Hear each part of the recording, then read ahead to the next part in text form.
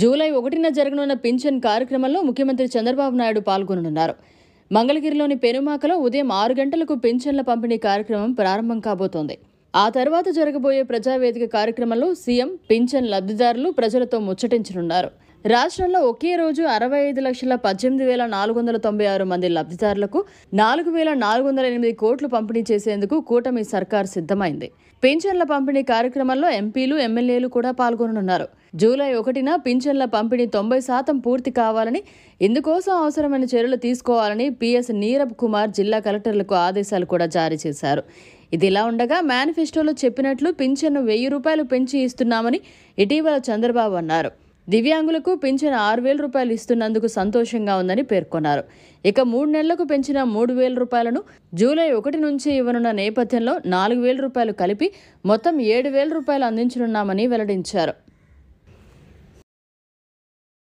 మరిన్ని అప్డేట్స్ కోసం మన HN9 టీవీ ఛానల్ని సబ్స్క్రైబ్ చేసుకోండి.